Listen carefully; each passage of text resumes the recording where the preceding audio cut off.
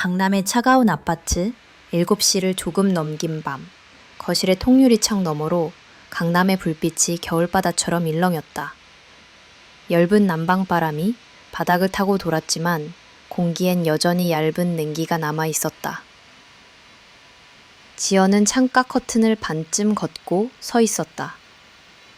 유리창에 겹쳐진 자신의 얼굴 정돈 된 단발과 깔끔한 셔츠, 그리고 눈꼬리의 미세한 피곤이 도시의 조명과 섞여 불안한 초상처럼 흔들렸다. 부엌에서 냉장고 문을 여니 부드러운 불빛이 쏟아지고 손을 뻗어 레드와인의 병을 집었다. 잔의 붉은 액체가 얇은 비단처럼 감겨 흐르자 잔벽에 맺힌 흔적이 금방 사라졌다. TV를 탔지만 소리는 줄였다. 진행자의 입이 부지런히 움직였으나 마른 기계처럼 입안에서만 맴돌 뿐 방 안으로 나오지 않았다. 테이블 위로 진동이 미세하게 울렸다. 남편의 이름이 떴다. 지연은 숨을 고르고 통화를 받았다. 여보, 회의가 길어져서 오늘도 늦을 것 같아. 그래요, 일이면 어쩔 수 없죠. 내일 아침에 일찍 집에 들렀다가 바로 출근하게. 괜찮아요. 그냥 회사에서 바로 가세요. 주말 일정도 있잖아요. 짧은 정적. 상대편에서 서류 넘기는 소리가 바람처럼 스쳤다. 너무 늦지 말고 자. 약은 챙겨 먹고.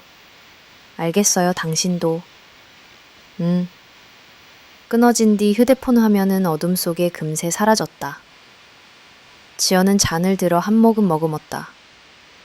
혀끝에 남는 흰 후추 같은 미세한 자극이 올라왔다 사라졌다. 그 작은 화끈함이 오래 잠들어 있던 감각을 슬며시 깨우는 것 같아 스스로 놀랐다. 거실 벽에 걸린 액자들, 출입구 옆에 가지런히 놓인 구두들, 책장에 나란히 선 잡지와 화보집. 모든 것이 정돈되어 있었고 과하게 완벽해서 오히려 살아있는 온기가 사라진 듯 했다. 지연은 소파에 앉아 손등으로 목선을 천천히 훑었다. 차가운 피부와 미세한 맥박의 울림이 손끝을 간지렸다. 누구를 위해 이렇게 깔끔하게 살았을까? 그녀는 중얼거렸다. 누구를 위해 이렇게 오래 견뎠지? 현관 도어락이 멀리서 삐익 하고 울렸다. 경비실에서 올라온 안내였다.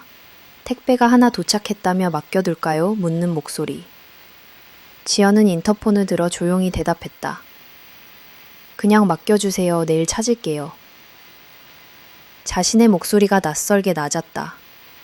통화를 끊고 한동안 인터폰 화면을 가만히 보았다. 검은 화면 속 그녀의 윤곽이 다시 유리처럼 비쳤다가 사라졌다. 책장 한켠, 오래된 파일철 사이에서 초대장이 한 장 튀어나와 있었다. 현대문학 회고점 있었고 장소는 삼청동의 작은 갤러리. 손끝으로 코튼 종이를 매만지자 얇은 사각거림이 들렸다. 도시의 풍경, 도시 속의 사람. 문장 하나가 뇌리를 스쳤다가 매듭짓지 못한 채 풀렸다. 휴대폰을 다시 손에 들어 카카오톡 대화를 열었다. 상단엔 재현이라는 이름이, 그 아래엔 하얀 말풍선들이 가지런했다. 보내지 않은 메시지 창에 몇 글자를 적다가 지웠다. 오늘은 오지 않아도 돼요. 다시 지웠다. 당신의 빈자리에도 규칙이 생겼네요. 이것도 결국 지웠다. 와인을 조금 더 따라 잔을 비우고 부엌에가 전자레인지에 컵스프를 돌렸다. 기계가 돌아가는 동안 지연은 싱크대에 기대고 불 꺼진 거실을 바라봤다. 유리 탁자 위에 놓인 리모컨, 반쯤 접힌 잡지, 잔에서 희미하게 올라오는 향. 모든 것이 조용했다. 전자음이 띵 하고 울리자 그녀는 뜨거운 컵을 양손으로 감싸 쥐었다. 컵의 따뜻함이 손가락 관절 하나하나에 스며들었다. 그녀는 거실의 조명을 하나만 남기고 다 껐다. 빛은 낮은 스탠드에서만 퍼져나와 벽지의 질감을 드러냈다. 그림자가 그녀의 발목을 감싸듯 따라다녔다. 지연은 천천히 발을 옮겨 침실 문 앞에서 멈췄다. 손잡이를 잡은 손끝에 자신도 모르게 힘이 들어갔다. 풀렸다. 옷장 문을 열자 연한 비누향과 새로 건조한 천의 냄새가 났다. 목도리를 하나 꺼내 목에 대보고 얇은 코트를 꺼내 어깨에 걸쳐보았다. 거울 속 여자는 어딘가 떠날 준비를 하다가 다시 돌아와 벗는 사람처럼 어정쩡했다. 지연은 쓴웃음을 지었다. 가볼까? 혼잣말이 허공에 오래 떠 있었다. 어디든. 핸드백에서 볼펜을 꺼내 초대장 뒤편에 작은 글씨로 적었다. 내일 오후 삼청동. 다시 펜을 뚜껑으로 막으면서 그녀는 일부러 천천히 숨을 들이쉬었다. 코끝으로 도는 와인 향과 향수의 잔향, 난방의 건조함이 섞여 미묘하게 달콤하고 쓸쓸했다. 거실로 나와 커튼을 더 열었다. 아래 도로 위로 차들이 유리알처럼 흘렀다. 인도 위엔 서둘러 걸음을 맞추는 연인들이 있었다. 팔짱을 끼고 이야기하며 웃는 소리, 모자 속으로 얼굴을 파묻고 고개를 끄덕이는 움직임. 저들 사이를 지나가는 바람을 상상하자 소매 속 팔뚝에 작은 단톡방 공지였다. 내일 일정 조정. 몇 줄 읽다가 창을 닫았다. 대신 새로운 메시지 창을 열어 수진의 이름을 눌렀다. 대학 동기, 오래된 친구. 내일 시간 돼? 전시 보러 갈래? 타자를 치고 엄지를 잠시 허공에 멈췄다가 결국 전송 버튼을 눌렀다. 곧바로 답이 왔다. 좋지. 몇 시? 2시. 삼청동에서 보자. 오랜만이네, 지연아. 네가 먼저 부르다니. 문자 몇 줄에 얼어붙은 가슴 한쪽이 조금 풀리는 느낌이었다. 그녀는 작은 미소를 지었고 와인을 정리하고 컵을 씻어 물바지에서 물방울이 떨어지는 소리를 들었다. 또르르 떨어지는 소리가 작은 종처럼 맑았다. 침실로 들어가 불을 낮추고 침대 모서리에 앉았다. 손바닥으로 이불의 결을 쓸어내리며 지연은 자신의 손이 아직도 약간 떨리고 있음은 알아차렸다. 떨림의 이유를 정확히 붙잡을 수는 없었다. 외로움인지 기대인지 아니면 이름 붙이기 어려운 그 중간 어디쯤의 진동인지. 그녀는 아주 조용히 말했다. 나는 아직 끝나지 않았어. 입술이 말의 마지막 음절을 닿는 순간 먼 곳에서 사이렌 소리가 지나가고 바로 위층에서 의자 끄는 소리가 가볍게 스쳤다. 도시는 여전히 바쁘고 무심했지만 그 무심함 속에서 오히려 그녀의 심장 소리가 더 또렷해졌다. 등불 같은 스탠드 아래 초대장은 반짝이는 표면을 드러내며 책 위에 올려져 있었다. 내일 그녀는 그곳으로 갈 것이다. 그리고 그 길 위에서 아주 오래전 잃어버린 어떤 온기를 적어도 그 흔적만이라도 다시 마주하게 될 것이다. 지연은 누워 눈을 감았다. 커튼 사이로 흘러든 도심의 빛이 천장에 얇은 물결을 만들었다. 그 물결이 천천히 움직이며 그녀의 이마를, 콧등을, 입술 위를 스쳐갔다. 오래 눌러 담았던 숨을 내쉬자 폐 깊은 곳까지 차있던 차가움이 조금 가벼워졌다. 바깥의 불빛이 점점 멀어지는 동안 그녀는 내일의 약속을 손안에 꼭 쥐듯 떠올렸다. 그리고 그 약속이 이 집의 침묵을 아주 조금 바꾸어 놓으리라는 예감을 조용히 믿어보기로 했다. 삼청동의 낮, 다시 만난 얼굴, 다음 날 오후 2시, 겨울 햇빛이 삼청동 골목의 처마 끝을 따라 조용히 미끄러졌다. 갤러리 입구 앞에는 작은 화분과 목각 의자가 놓여 있었고 유리문을 밀자 종소리가 맑게 울렸다. 안은 생각보다 밝았다. 흰 벽에 걸린 도시 풍경들이 유리창을 통해 들어온 빛과 겹치며 제각기 다른 온도를 내고 있었다. 조금 늦어. 수딘에게서 메시지가 왔다.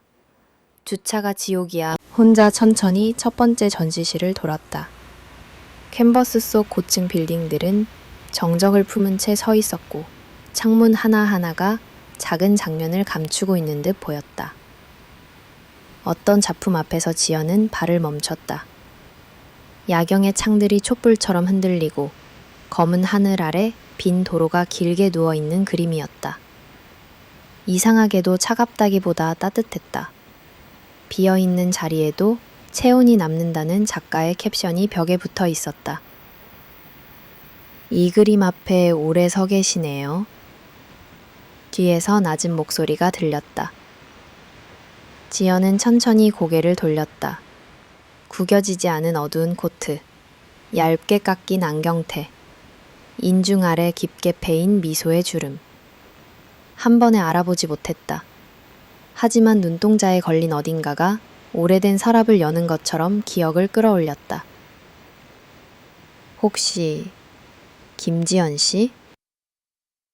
남자가 먼저 이름을 불렀다. 지연의 입술이 반 박자 늦게 열렸다. 선배... 맞다면 다행이군요. 남자가 웃었다. 문학 동아리... 그때 회의실 창문이 늘 잘 닫히지 않던 곳 기억나요? 불현듯 책상 끝에 걸터앉아 원고를 넘기던 뒷모습들이 떠올랐다. 희미한 분필 냄새, 늦가을의 습기. 지연은 고개를 끄덕였다. 윤민호 선배. 이렇게 다시 보네요. 민호는 작품 캡션을 한번 훑고 그림을 다시 바라봤다. 서울은 넓지만 기업은 참 좁죠. 둘 사이로 짧은 침묵이 지나갔다. 낯섦과 익숙함이 얇게 포개지는 순간이었다. 지연은 손가락으로 가볍게 장기침을 하듯 목을 만졌다. 자신의 목소리가 생각보다 차분하다는 걸 확인하고서야 말을 이었다. 요즘도 글 쓰세요? 학생들 글을 더 많이 읽죠. 가끔은 제 글도 고집처럼 붙잡고요. 민호가 웃었다. 김지연 씨는 어떻게 지내요? 잘 버티고 있어요. 가끔은 버티는 게 사는 것 같아서. 버티는 법도 기술이죠. 근데 사람을 오래 서 있게 만드는 그림 앞에 있다 보면 버틴다는 말이 조금 흔들리기도 하고. 그는 말끝을 흐리며 캔버스의 어두운 부분을 가리켰다. 여기요. 밤의 가운데쯤 아주 희미한 붓질. 아무것도 없는 것 같은데 가까이 가면 한 번 더 칠한 흔적이 보여요. 그 얇은 층 때문에 전체가 숨을 쉬거든요. 지연은 반걸음 다가갔다. 정말로 아주 얇게 검은색 안쪽에 다른 검은색이 표정을 읽으려는 듯 잠시 고개를 기울였다가 다른 전시실로 가자며 손짓했다. 두 사람은 천천히 벽을 따라 걸었다. 작품은 도심의 낮, 비오는 골목, 네온사인이 번지는 간판, 고가도로 아래의 빈 의자 등을 담고 있었다. 유리천장에서 떨어지는 빛이 그들의 어깨와 머리카락을 번갈아 지나갔다. 당신은 여전히... 민호가 말을 멈췄다. 아, 당신이라 부르는 실례인가요? 괜찮아요. 김지연 씨가 더 어색해요. 그럼 지연 씨. 그는 입모양으로 한 번 더 불러보았다. 여전히 똑바로 서서 그림을 보네요. 대학 때도 그랬어요. 다들 사명부터 찾을 때 지연 씨는 먼저 오래 서 있었죠. 그땐 모든 게 견딜만 했어요. 오래 서 있어도 다리가 덜 아팠고. 지금은요? 지연은 어깨를 조금 올렸다 내렸다. 지금은 오래 서 있으면 마음이 먼저 아파와요. 어쩌면 설명을 너무 많이 찾아서. 설명은 자주 사람을 빈자리로 데려가죠. 웃음이 둘 사이를 살짝 데웠다. 그때 휴대폰이 진동했다. 수진이었다. 미안, 급한 일이 생겨서 오늘 못 갈 것 같아. 다음에 꼭. 지연은 짧게 괜찮아, 조심히 들어가 라고 답했다. 화면을 끄자 민호가 조심스럽게 물었다. 함께 온 사람? 올 친구였는데 못 오게 됐대요. 그럼 혼자가 됐다는 뜻이네요. 그렇죠. 지연은 고개를 끄덕였다. 선배도 혼자예요? 대부분의 전시는 혼자 보러 다녀요. 누군가 옆에 있으면 자꾸 말이 많아지거든요. 그런데 오늘은 그는 말끝을 지우고 고개를 숙였다. 오늘은 이야기를 해도 좋겠다 싶네요. 나란히 서서 다음 작품을 보았다. 비가 갠 뒤에 밤거리를 찍은 사진이었다. 젖은 아스팔트에 네온이 길게 끌려 있었다. 지연은 무심코 코트를 여미었다. 민호가 살짝 손을 들어 그녀의 어깨에 묻은 보풀을 떼어냈다. 손끝이 코트의 결을 스치고 지나갔다. 그 짧은 접촉이 의외로 또렷해서 지연의 호흡이 아주 미세하게 흔들렸다. 지연 씨, 네. 연락처 물어봐도 될까요? 지연은 대답 대신 가방에서 휴대폰을 꺼냈다. 저 먼저요. 그녀가 번호를 누르자 민호의 휴대폰이 조용히 울렸다. 그의 화면에 김지연이라는 이름이 떴다. 고맙습니다. 민호가 화면을 가볍게 눌렀다. 누군가는 벤치에 앉아 다이어리에 메모를 했다. 문 가까이에서 민호가 잠시 멈춰섰다. 지연 씨. 네. 우리 문 밖으로 나가서도 몇 걸음만 더 함께 걸을까요? 골목 끝에 조용한 찻집이 있어요. 늦게까지 북촌 사람들만 아는 곳. 지연은 문 손잡이를 쥐었다가 놓았다. 낮의 해가 빗살을 갈라내어 유리무늬를 미끄러졌다. 몇 걸음이라면 몇 걸음이라도 민호가 말했다. 그 정도면 충분하니까. 밖으로 나오자 바람이 조금 차가웠다. 골목길은 기와지붕 사이로 길게 열려 있었고 관광객들이 삼삼오오 모여 사진을 찍고 있었다. 두 사람은 한쪽 벽을 따라 나란히 걸었다. 사각거리는 마찰음이 코트의 밑단에서 들렸다. 지연 씨는 서울이 어떠세요? 높고 빠르고 그래서 가끔 내 목소리가 잘 안 들리는 곳. 그럼 오늘은 이 골목을 빌려요. 조금은 낮고 느리게. 누가 빌려준대요?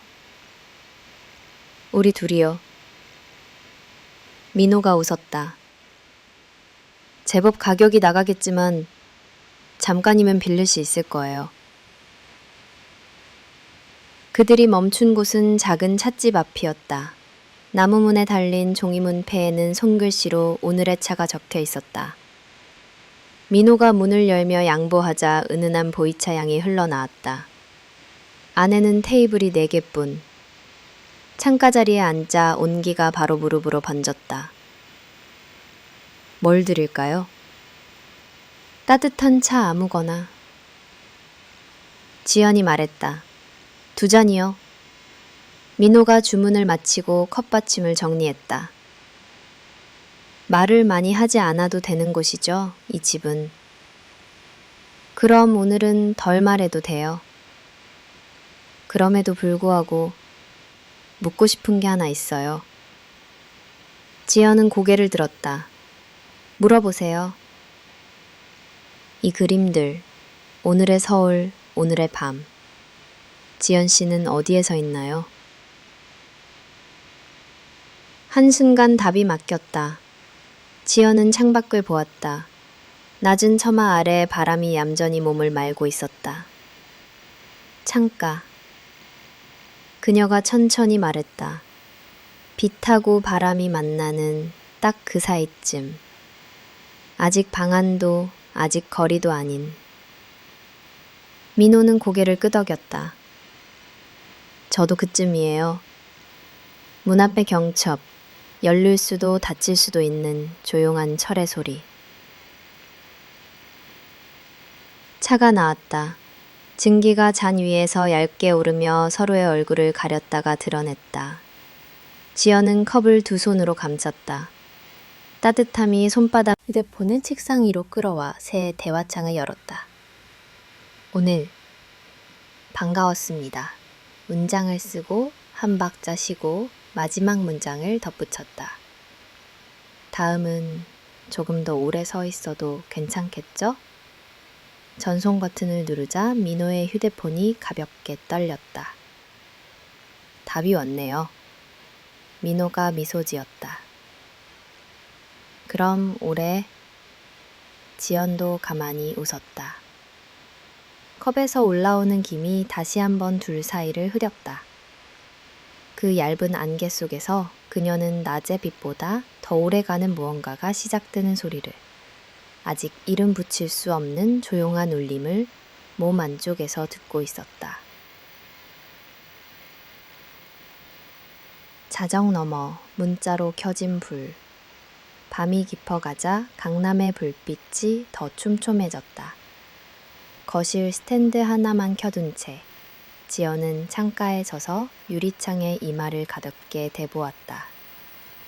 유리 너머의 냉기가 이마를 식히고 손에 든 휴대폰의 열기가 반대쪽 뺨을 덮였다. 진동이 짧게 울렸다. 무사히 들어가셨어요? 보낸 사람 윤민호. 지연은 손가락을 멈칫했다가 창가 커튼을 더 젖혔다. 아래로 차의 헤드라이트가 유리알처럼 흘렀다. 네, 차분한 밤이에요. 선배는요? 학교 도서관에 잠깐 들렀다가 집에 왔어요. 오늘 고맙습니다. 오래 서 있어줘서. 오래 서 있는 건 오늘은 덜 아프더군요. 잠시 점들이 화면에 떠다녔다 사라졌다. 누군가 생각 중이라는 표시가 그녀의 호흡을 조금 늦췄다. 갤러리 앞에서 말했죠? 경첩의 소리. 지금 제 마음이 딱 그 소리예요. 조심스럽게 열리는 철의 느낌. 경첩에는 기름칠이 필요하죠. 오늘 당신의 목소리가 그랬습니다. 당신. 입속으로 따라해보니 낯설지가 않았다. 지연은 소파에 앉아 다리를 포개고 손바닥으로 무릎의 결을 천천히 문질렀다. 손끝의 체온이 피부를 깨우는 느낌이 들었다. 그녀는 키친으로 가 잔에 따뜻한 물을 받아왔다. 입술에 닿는 뜨거움이 마음의 속도를 바꾸어 놓았다. 차를 마시고 있어요. 오늘 찻집 향이 아직 남아있네요. 저도 따뜻한 물을 데웠어요. 온기가 입술에서 목구멍으로 내려가네요. 그 길이 생각보다 길어요. 길면 좋죠. 오늘은 길이 짧지 않아서 다행이에요. 지연은 휴대폰을 테이블에 엎어두었다가 다시 뒤집었다. 점이 다시 떠오르다 사라졌다. 답장이 늦는 이 몇 초가 지연에게는 한겨울 새벽만큼 길었다. 그럼 한 문장만 대담하게 적어도 될까요? 적어보세요. 그때 코트를 만지던 손끝의 감촉이 지금 제 손바닥에 남아 있습니다. 심장이 가볍게 튕겼다. 지연은 손목으로 이마 앞머리를 쓸어 넘겼다. 거실 공기가 아주 조금 흔들리는 것 같았다. 손바닥이 기억하는군요. 손바닥은 유런이 많죠. 게다가 솔직합니다. 그러면 저도 솔직하게 오늘 당신이 제 이름을 부를 때 제 목덜미가 먼저 대답했어요. 그 문장을 보내고 지연은 눈을 감았다. 부끄러움과 안도감이 동시에 찾아왔다. 휴대폰이 다시 진동했다. 지연 씨, 지금 제 귓불까지 뜨겁습니다. 겨울인데요? 그래서 더 뜨겁습니다. 차가울수록 온기가 또렷해지잖아요.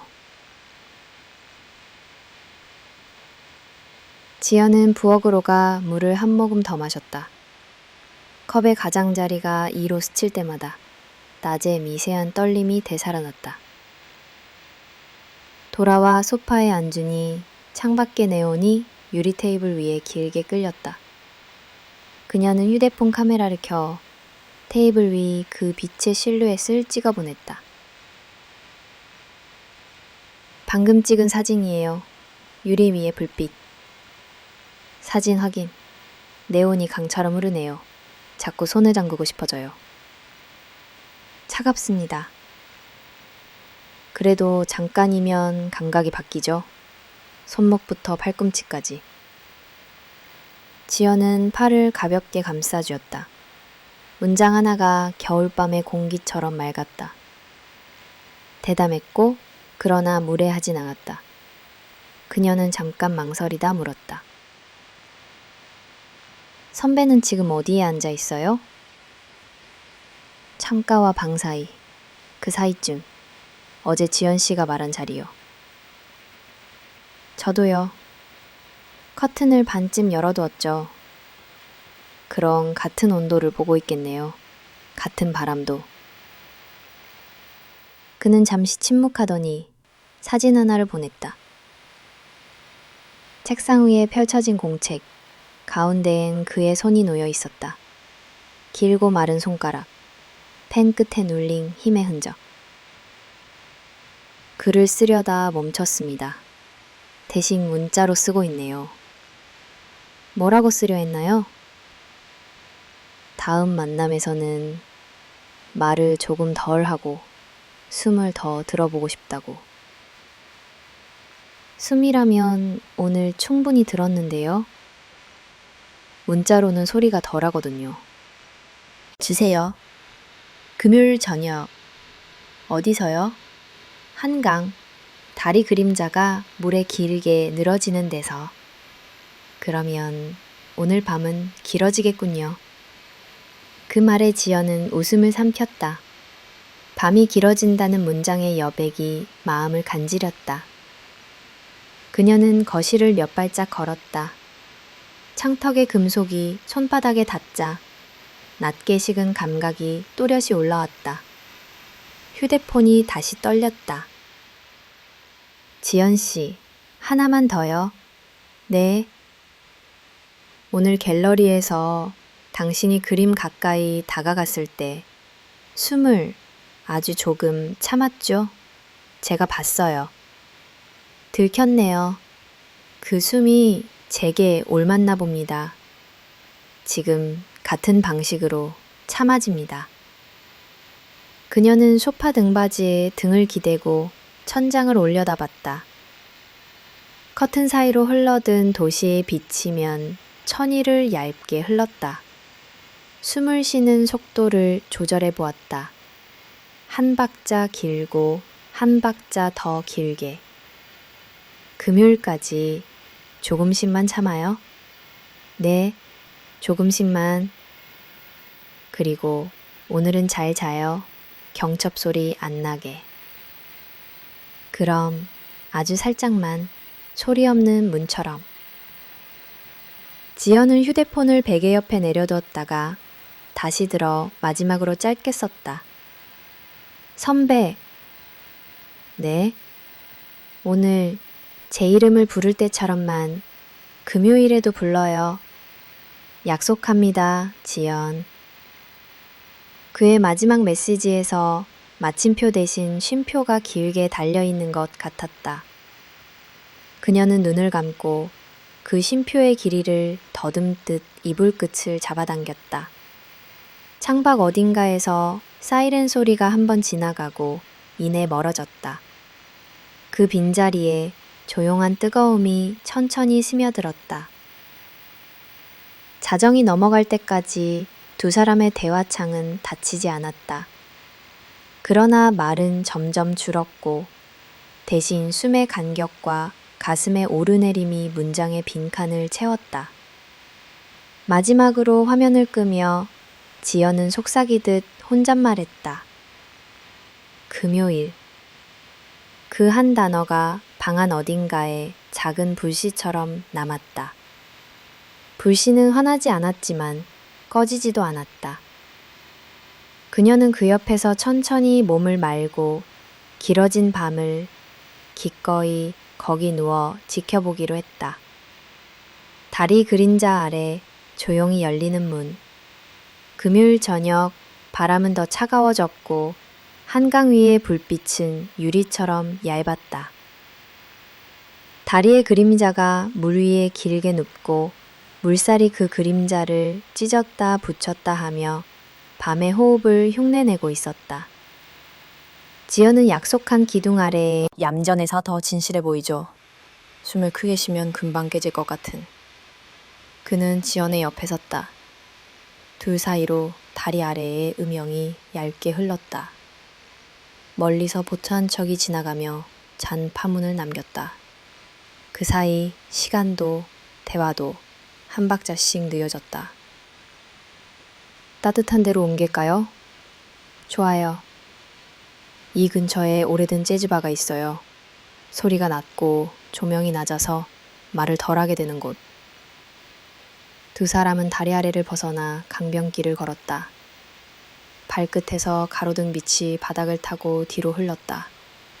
보폭을 맞추려 한 번씩 발을 늦췄다가 다시 붙였다. 어깨와 어깨 사이에 바람이 들어왔다 나가며 모르는 리듬을 만들었다. 재즈바는 지하로 반층 내려가야 했다. 문을 밀자 작은 종이 울렸고 색이 바랜 포스터들 사이로 트럼펫의 낮은 선율이 스며 나왔다. 구석 자리로 안내받아 앉자 좁은 스탠드 조명이 테이블 위 원을 그렸다. 조명 바깥의 어둠은 소리를 더 부드럽게 만들었다. 무엇을 드릴까요? 따뜻한 것. 지연이 먼저 말했다. 핫토디 있나요? 민호가 물었다. 있습니다. 그걸로 2잔 부탁합니다. 잔이 오기 전까지 둘은 말없이 무대 쪽을 바라보았다. 현을 튕기는 손의 그림자, 리드미컬하게 오르내리는 발목, 고개를 살짝 숙여 합을 맞추는 제스처. 사소한 움직임이 여운이 되어 테이블 위로 떨어졌다. 지연 씨. 민호가 조용히 불렀다. 네. 어제 문자로 했던 말을 오늘도 해도 될까요? 어떤 말요? 경첩 소리를 가능하면 내지 말자고. 지연은 웃음이 나와 잔잔히 고개를 끄덕였다. 그럼 아주 천천히 열어야겠네요. 따뜻한 잔이 도착했다. 컵 가장자리에 입술을 붙이자 위스키 향과 꿀의 단내가 동시에 올라왔다. 열이 혀끝에서 목으로 천천히 내려가며 속을 데웠다. 지연은 잔을 내려놓으며 유리컵에 남은 자신의 입술 자국을 한번 훑어보았다. 민호의 시선이 그 자국에 닿았다가 다시 무대로 돌아갔다. 오늘은 말을 조금 덜 하고 싶네요. 그럼 덜 해요. 대신 묻고 싶은 게 있어요. 무례하지 않게 할 수 있을지 모르겠지만 해보세요. 지연 씨는 자신이 언제 가장 살아있다고 느끼나요? 질문은 간단했지만 답은 단순하지 않았다. 지연은 잔을 한 번 더 들어 올렸다가 다시 내려놓았다. 아주 작은 소리들이 동시에 들릴 때요. 누군가의 시선이 머물렀다가 서둘러 돌아가는 순간 그 아주 짧은 흔들림에 오늘을 모두 걸 수 있을 것 같아요. 눈이 마주쳤다. 오래는 아니었지만 짧지도 않았다. 조명이 테이블 위에 만든 원이 두 사람의 손등을 반씩 데우고 있었다. 민호가 조심스럽게 손을 내어 원의 가운데로 자신의 손을 옮겼다. 지연도 따라 들어왔다. 손과 손 사이엔 아직 공기가 있었다. 아주 얇게, 그러나 분명히. 만져도 될까요? 그가 묻자 지연은 대답 대신 손가락 하나를 내밀어 그 공기를 먼저 밀어냈다. 손과 손이 겹쳐졌다. 처음에는 가볍게, 곧 손끝의 체온이 방향을 바꿨다. 박동이 두 사람의 손바닥에서 번갈아 튀었다. 음악이 절정으로 올라갈 때 누군가 웃는 소리가 멀리서 튀어올랐다. 그 순간이 지나가자 다시 낮은 베이스가 바닥을 눌렀다. 민호가 숨을 고르듯 물었다. 조금만 더 걸을까요? 좋아요. 밖으로 나오니 지하는 더 따뜻했고 지상은 더 냉랭했다. 골목의 네온이 비에 젖은 듯 흔들렸지만 비는 오지 않았다. 둘은 길가의 오래된 서점을 지나 언덕을 천천히 올랐다. 어둠 속의 가로수에서 겨울 새들이 조용히 몸을 폈다. 우리 집이 멀지 않아요. 민호가 말했다. 차 한 잔 더 혹은 그냥 책 얘기 조금만. 지연은 잠깐 멈춰 섰다. 발밑에서 자갈이 사각 울렸다. 마음속에서 오래 묵힌 두 개의 문이 서로 마주보는 소리가 났다. 하나는 조용히 열리려 했고 다른 하나는 제자리를 지키려 했다. 그녀는 아주 천천히 숨을 들이쉬었다. 몇 걸음이면 충분합니다. 엘리베이터 안의 거울은 그들을 나란히 비췄다. 조명이 조금 하얘서 얼굴의 온기가 더 선명하게 보였다. 층수가 오를수록 침묵의 밀도가 바뀌었다. 문이 열리고 복도의 카펫이 발걸음을 흡수했다. 집안은 칡냄새가 먼저 반겼다. 오래된 종이와 목재의 건조한 향, 주방에서 나는 약간의 구운 냄새. 민호가 벽 스위치를 반만 올렸다. 노란빛이 바닥을 낮게 쓸었다. 이쪽에 앉아요. 그는 거실 소파를 가리켰다. 차를 데울게요. 금방. 주전자에서 물이 끓는 소리가 잦아들 때까지 지연은 방 안을 둘러보았다. 책등마다 연필로 적어둔 작은 표시들, 이전보다 덜 돌라고 더 길었다. 진기가 가볍게 얼굴을 감싸고 앞으로의 말을 조금 덜 필요하게 만들었다. 지연 씨, 네. 오늘 말로 설명하면 망칠 것 같아요. 그럼 설명하지 말아요. 말이 거기서 멈췄다. 대신 서로가 한 발자국씩 움직였다. 조명이 낮고 방의 소리들이 낮아서 움직임이 소리가 되었다.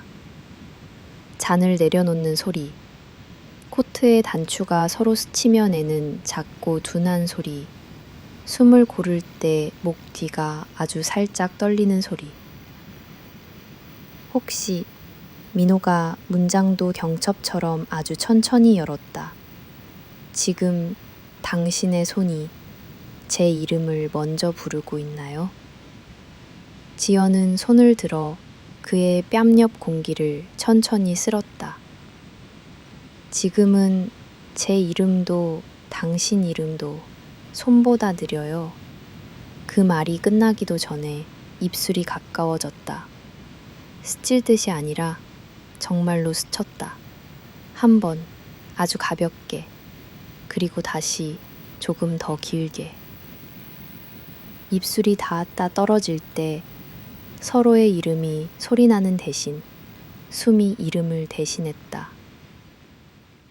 등 뒤에서 스탠드의 빛이 얕아졌다. 불을 끈 것은 아니지만 방의 가장자리들이 스스로 어두워졌다. 손이 어깨로, 어깨에서 등으로, 등에서 손목으로 길을 찾았다. 잡는 힘은 조심스러웠고 그러나 망설이지 않았다. 가까워지는 이마와 이마 사이에 낮에 강 위에서 보았던 얇은 유리 같은 침묵이 잠깐 깔렸다가 무게를 이기지 못하고 조용히 깨졌다. 지연, 그가 아주 낮게 불렀다. 그 한 번의 호명에 그녀의 숨이 한 박자 흔들렸다. 네, 문 소리 없이 닫을게요. 천천히. 그들은 서로의 이마를 잠깐 기댔다. 이름을 부르는 소리 대신 이름의 온도를 나눴다. 그 다음의 일들은 설명을 덜어냈다. 조심스러운 포옹이 방의 공기를 바꾸었고 호흡의 길이가 달라졌다. 가벼운 떨림들이 서로에게 옮겨 붙었다. 창밖의 도시가 멀어지는 동안 방 안의 맥박은 또렷해졌다. 문이 정말로 소리 없이 닫혔다. 경첩은 기적처럼 아무 신호도 내지 않았다. 대신 두 사람의 어깨에 놓인 손이 아주 작은 신호를 주고받았다. 열과 열이 겹쳐지는 빈틈에 설명하지 않아도 아는 무언가가 조용히 자리 잡았다. 그 밤은 길었다. 그러나 시간을 재지 않았다. 이름을 자주 부르지도 않았다. 다만 늦게 깨어났다. 얇은 커튼 틈으로 샴페인 거품처럼 미세한 빛이 흘렀고 창문 유리엔 밤새 맺힌 숨이 반달 모양으로 옅게 증발하고 있었다. 지연은 소파 끝에 걸쳐진 자신의 코트를 더듬어 단추 하나를 쥐고 있다가 손바닥으로 천의 결을 천천히 쓰다듬었다. 방 안엔 녹차와 종이, 그리고 누군가의 피부에서 전해진 미세한 열이 아직 떠돌았다. 잠은 좀 잤어요? 부엌에서 컵을 들고 나온 민호가 낮게 물었다. 조금요. 창문이 아주 얌전해서요. 얌전한 창문은 사람을 방심하게 하죠. 그는 미소를 희미하게 지었다. 허리를 기대던 자리에 당신 체온이 그대로여서 그걸로 밤을 대강 버텼습니다. 민호 말을 맺자마자 둘 다 조용해졌다. 말이 조금만 길어져도 어젯밤의 조용한 소리가 다시 살아날 것 같아서였다. 민호가 컵을 건네고 지연은 두 손으로 감쌌다. 컵의 따뜻함이 손목을 타고 팔꿈치로 올라왔다. 규칙을 만들까요? 지연이 먼저 말했다. 어떤 규칙? 불필요한 흔적을 남기지 않는 것. 전화는 급할 때만, 글자는 밤이 깊었을 때만, 약속은 아주 짧은 이름으로. 그리고 민호가 말을 이었다. 서로의 마음이 흔들리면 숨부터 셀 것. 하나, 둘, 셋. 그 규칙들은 웃을 만큼 단순했고 아플 만큼 필요한 것들이었다. 지연은 고개를 끄덕였다. 컵 가장자리에 입술을 살짝 대고 내려놓는 동안 둘의 시선이 잔 위에서 잠깐 부딪혔다가 흩어졌다. 그날 오후 신촌의 오래된 호텔. 간판은 낡았지만 벨의 소리는 의외로 맑았다. 프런트 직원은 과하게 친절하지도 무례하지도 않았다. 그저 필요한 만큼의 눈길을 주고 필요한 만큼의 열쇠를 건넸다. 복도의 카펫은 발자국 소리를 과장하지 않았다. 방은 크지 않았다. 하얀 벽지, 작은 탁자, 창밖으로는 오래된 교회 첨탑. 지연은 창문을 반쯤 열어 공기를 바꿨다. 겨울바람이 들이치자 얇은 커튼이 한번 크게 부풀었다가 가라앉았다. 여긴 시간이 천천히 가요. 지연이 말했다. 시간이 느려지면 마음이 본래 크기로 돌아오죠. 민호가 맞은편 의자에 앉아 신발끈을 느슨하게 풀었다. 우린 오늘 어디까지 갈까요? 아까 만든 규칙만큼. 그럼 충분히 멀리 가겠네요. 그들은 많은 말을 하지 않았다. 대신 안았다. 담요 가장자리가 소리를 삼키고 탁자의 유리가 조용히 떨렸다. 서로의 이름은 몇 번 불리지 않았으나 이름의 온도는 오래 교환됐다. 한참 뒤 둘은 창가에 나란히 앉아 있었다. 창문 달린 작은 세상은 바람과 종소리 몇 개로 채워졌다. 민호가 손가락으로 유리에 작은 원을 그렸다 지웠다. 가끔은요, 그가 말했다. 몇 시간 말고 하루를 통째로 당신에게 빌리고 싶어요. 허황되다는 거 알아요. 그래도 이 욕심만큼은 들키고 싶네요. 지연은 그 말을 오래 씹었다. 단어의 모서리가 둥그러질 때까지. 우린 둘 다 탐욕스러워요. 그럼에도 불구하고 지연이 따라 말했다. 그리고 아주 작게 덧붙였다. 탐욕이 꼭 나쁜 건 아니에요. 적어도 오늘은. 시간이 기우는 기척이 들렸다. 호텔의 보일러가 한 번 크게 숨을 내쉬고 복도 끝에서 문이 닫히는 소리가 낮게 울렸다. 지연은 자리에서 일어났다. 먼저 갈게요. 엘리베이터 앞까지. 아니요. 문 앞까지만. 알겠어요. 문은 조용히. 둘은 조심스러운 작별을 했다. 경첩이 소리를 내지 않도록 말도 작게, 몸도 작게. 문이 닫히는 마지막 순간에 지연은 한 번 돌아봤다. 민호의 고개 끄덕임은 아주 느렸고 그래서 오래 남았다. 밤 9시 반. 강남 아파트의 현관불이 켜지자 센서등이 먼저 그녀를 맞았다. 거실은 오후의 온기를 거의 잃어가고 있었다. 지연은 코트를 벗고 옷걸이에 걸었다. 그때 휴대폰이 울렸다. 남편이었다. 오늘은 생각보다 일찍 끝났어. 집 근처야. 잠깐 들러도 될까? 지연은 목 안쪽이 순간적으로 말랐다. 들르세요. 과일이 있어요. 금방 올라갈게. 통화를 끊자 방 안의 공기가 다르게 움직였다. 지연은 부엌으로 가 싱크대를 정리하고 식탁 위 잡지를 반드시 포개고 소파에 쿠션을 2번 눌러 자국을 지웠다. 거울 앞에 서서 머리칼을 빗다가 손을 멈췄다. 목덜미를 스치고 지나간 낮의 온도가 아주 얇게 남아 있었다. 도어락이 울렸다. 남편의 코트에는 비슷한 냄새가 밴 채로 들어왔다. 회의실, 복도, 서리철, 그리고 약간의 피곤. 늦었네. 다니더라? 벤처 쪽.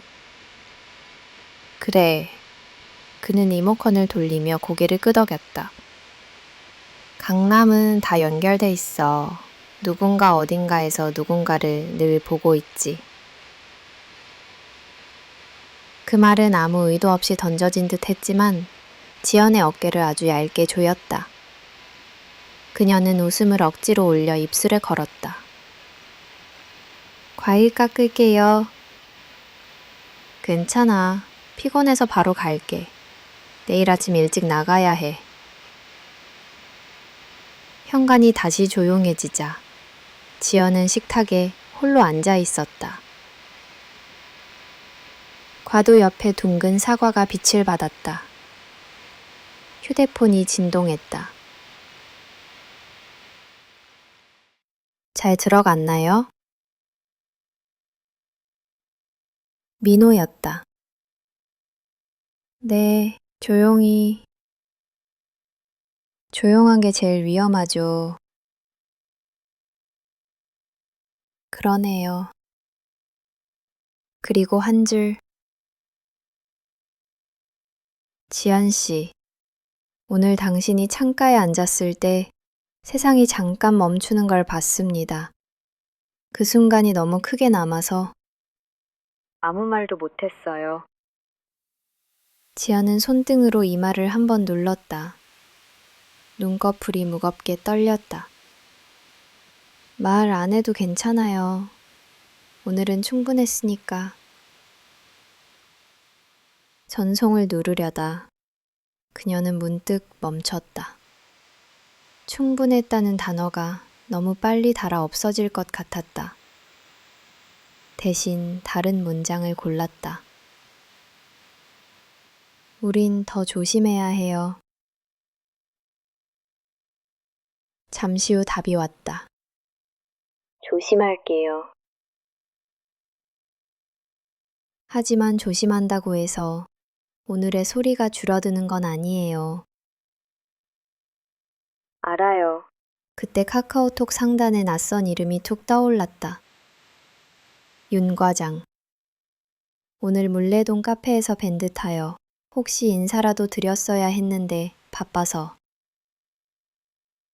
메시지를 연 순간 등골이 서늘해졌다. 시간, 장소, 그리고 그녀가 앉아있던 창가의 위치까지 정확했다. 문장을 끝까지 읽기도 전에 숨이 얕아졌다.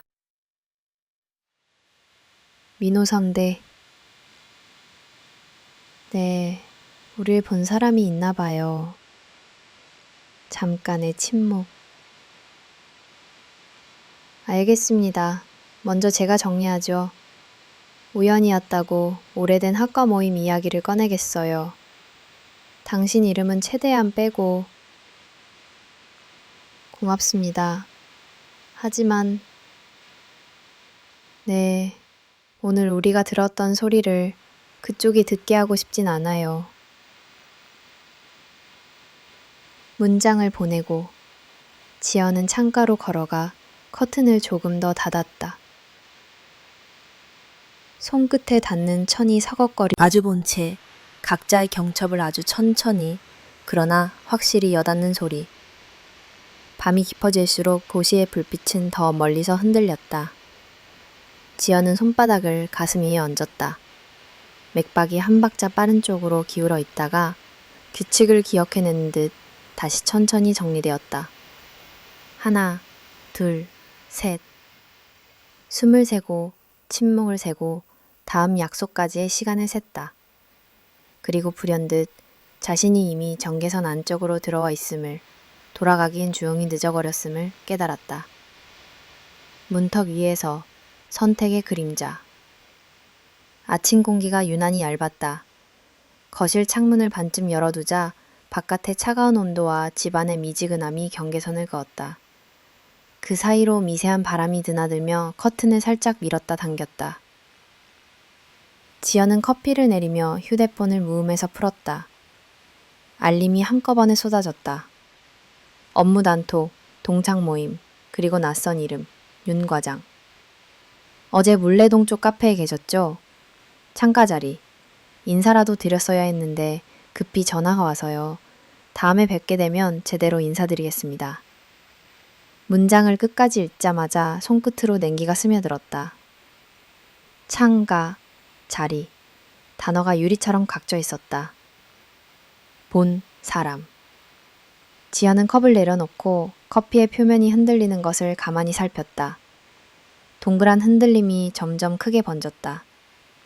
안쪽 어딘가에서 시작한 동심원이 이제 바깥 세계로 퍼져나가는 모양새였다. 카카오톡 상단에 또 다른 메시지가 떴다. 오늘 저녁 일정 비움. 시간이 되면 이야기하자. 남편. 짧고 평평한 문장이었다. 친절도 의심도 담지 않은 업무 보고 같은 말투. 지연은 화면을 껐다 켰다. 커튼 사이로 흘러드는 빛이 팔뚝에 얇게 닿았다. 그 빛이 묻는 것 같았다. 어디에 서 있니, 지금은? 그녀는 재빨리 다른 대화창을 열었다. 선배, 여기요? 본 사람이 있어요, 어제. 알아요. 연락이 왔습니다. 우연으로 정리하려고 합니다. 오래된 동문, 잠깐 인사. 당신 이름은 빼겠습니다. 고마워요. 지연 씨, 오늘은 조심보다 더 조용해야 할 것 같습니다. 네, 오늘은 더 작게. 문장을 보내고도 지연은 한참을 같은 자리에서 움직이지 않았다. 더 조용하게, 더 작게. 어젯밤 민호가 말하던 그 약속이 오늘은 방어구가 되어야 한다고 몸이 먼저 이해하는 듯 했다. 점심 무렵 북촌의 조용한 골목. 민호와 지연은 오래된 담장 옆 사람들 발길이 드문 계단 위에서 마주 앉았다. 말했다. 문장만으론 부족할 때가 있어요. 문장은 오늘 같은 날엔 너무 오래 남아요. 지연이 미소를 아주 얇게 걸었다. 그래서 이렇게 낮게 잠깐. 그 사이엔 계단 턱 하나만한 거리.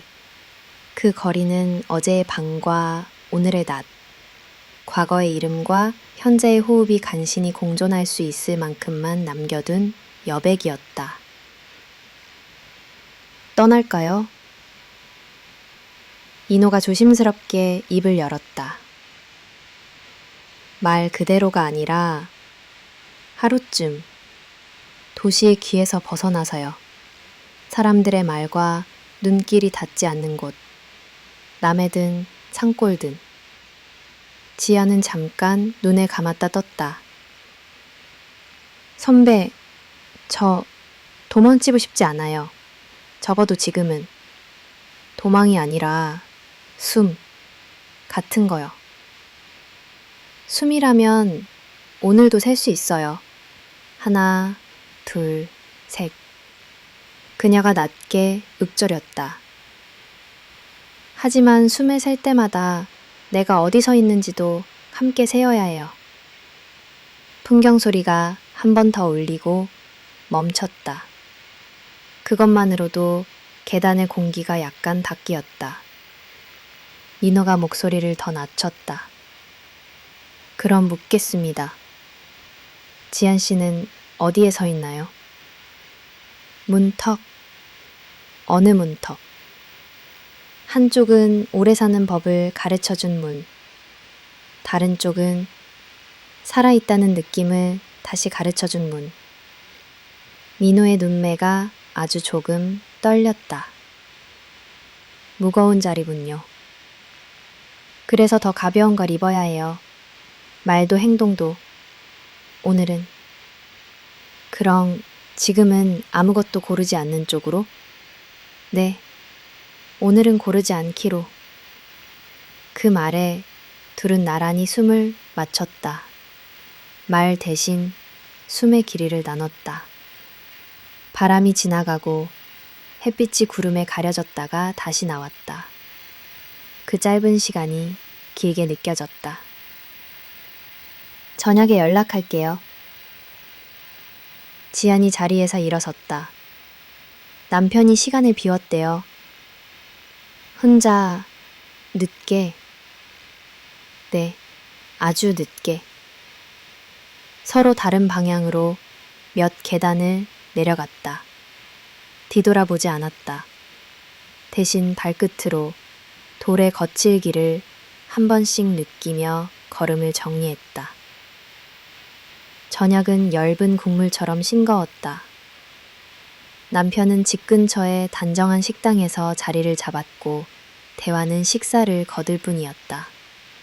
서로 잘 아는 사람들의 이름이 오갔다. 기자, 보좌관, 대표, 후원자. 모든 이름은 기능과 위치를 가진 기호처럼 들렸다. 삼청동 전시 연결돼 있어. 누군가 어디선가. 늘 누군가를 보고 있지. 그 말투는 추궁과는 거리가 있었지만 결코 평범하지도 않았다. 지연은 조용히 고개를 끄덕였다. 그래서 더 조심할게요. 그게 다야? 남편은 계산서를 집어들었다. 나는 네가 조심하면 좋겠어. 이유가 뭐든. 이유요? 우리의 자리, 네 자리, 내가 지금 서 있는 자리. 그는 아주 간결하게 말하고 자리에서 일어섰다. 먼저 들어가. 집으로 돌아오는 길, 지연은 차창에 머리를 기대지 않았다. 대신 곧게 앉아 창밖에 불빛들을 세었다. 빨강, 노랑, 초록, 흰색. 그리고 그 사이사이에 검은 간격까지도. 하나, 둘, 셋. 밤 11시 반, 거실의 조명을 하나만 켜고 지연은 창가에 섰다. 도시의 유리 같은 불빛이 여전히 흔들렸다. 휴대폰이 진동했다. 괜찮아요? 네, 당신은요? 숨을 샜습니다. 아주 길게. 오늘은 얼굴을 보고 싶어요. 같은 생각. 둘이 정한 장소는 한강의 다리 아래가 아니었다. 더 어두운 곳, 낮은 산책로와 오래된 벽돌 건물이 만나는 모퉁이. 사람의 발길이 드문 보안등만 있는 작은 공터. 그곳에서 서로의 그림자가 먼저 만났다. 오늘은 말을 줄일게요. 지연이 말했다. 목소리가 마른 나뭇결처럼 낮게 울렸다. 그럼 이름을 더 자주 부를게요. 민호가 답했다. 지연. 네. 가까워지는데 걸리는 시간은 길지 않았다. 그러나 서로에 닿기 직전 그들은 같은 약속을 동시에 떠올린 듯 숨을 모았다. 경첩이 소리내지 않도록 문을 아주 천천히 열던 몸의 기억. 손이 손을 찾아가고 이마가 이마에 가볍게 닿았다. 그렇게 잠깐 세상과 이별하는 연습을 했다. 소리가 빠져나가지 않도록, 온도가 흘러넘치지 않도록. 우리 오늘을 어떻게 기억할까요? 민호가 속삭였다. 아주 작게. 지연이 속삭였다. 작아서 오래가는 방식으로. 그리고 내일은? 내일은 내일 아침의 빛을 보고 정해요. 그들은 함께 걸었다. 길게는 아니고 두세 걸음씩. 걷다 멈추고 멈추다 숨을 맞추었다. 벽돌 담장에 비친 그림자가 겹치다가 떨어졌다. 손바닥에 남는 체온의 지도는 굴포 문을 천천히 닫읍시다. 소리 없이. 네. 그들은 서로의 이마를 한 번 더 가볍게 기대었다. 아주 짧은 입맞춤. 이름을 부르는 길이만큼의. 그리고 떨어졌다. 발자국 두 개가 서로 반대 방향으로 천천히 번졌다. 한동안 뒤돌아보지 않았다. 대신 발바닥으로 바닥을 확인하며 하나, 둘, 셋. 숨과 보폭을 동시에 셌다. 집에 돌아오니 아파트 복도의 카펫이 오늘 유난히 부드러웠다. 현관문을 닫는 순간 지연은 등판에 남은 공기의 온도를 잠깐 느꼈다. 경첩은 여전히 소리를 내지 않았다. 문이 닫힌 뒤에도 잠깐의 여운처럼 고요가 흔들렸다. 거실에 불을 하나만 두고 그녀는 발코니로 나갔다. 도시의 불빛이 천천히 멀어졌다. 멀어지는 동안 가슴 한편의 소란이 서서히 가라앉았다. 휴대폰을 켰다. 메시지 창에 짧은 문장을 썼다 지웠다. 오늘은 여기까지 지웠다. 내일은 아직 비어있어요. 지웠다. 대신 다른 문장. 선배, 오늘 우리가 들은 소리를 내일도 그대로 듣고 싶다면 아침의 빛을 보세요. 그 빛이 문을 여는지 닫는지 알려줄 거예요. 잠시 후 답이 왔다. 알겠습니다. 빛을 보겠습니다. 그리고 지연. 네. 당신이 정하면 그때 나는 따라가겠습니다. 지연은 휴대폰을 내려놓고 커튼을 한 번 더 당겼다. 커튼의 섬유가 손가락 사이를 지나갈 때마다 작고 일정한 마찰음이 났다. 그 음은 오늘의 마지막 줄을 긋는 사인의 소리처럼 들렸다. 하지만 아래쪽, 아주 아래쪽에서는 또 다른 선이 조용히 그어지는 기적이 있었다. 여기까지와 이제부터 사이에 보이지 않는 경계선. 침실로 들어가 불을 낮추고 침대 모서리에 앉았다. 손바닥을 가슴 위에 얹었다. 맥박이 규칙을 찾아갔다. 하나, 둘, 셋. 숨을 세고 침묵을 세고 앞날의 빈칸을 셌다. 그리고 마음속에 두 개의 문 앞에 똑바로 섰다. 한쪽은 오래된 법칙의 방, 다른 쪽은 어제의 온기가 깃든 방. 어느 문이 먼저 열릴지 아직 몰라도 오늘만큼은 경첩에 기름을 먹여두기로 했다. 소리 내지 않고 천천히, 그러나 확실하게, 어느 쪽이든. 도시는 여전히 바빴고 그녀의 심장은 그 속도를 따르지 않았다. 의도적으로, 천천히. 창밖의 불빛이 하나둘 꺼질 때까지 지연은 몸을 말고 그 속도를 지켰다. 다음 날의 빛이 문턱을 넘어올 때 어떤 문이 열릴지 그 순간의 소리로 알게 되리라는 예감을 안고.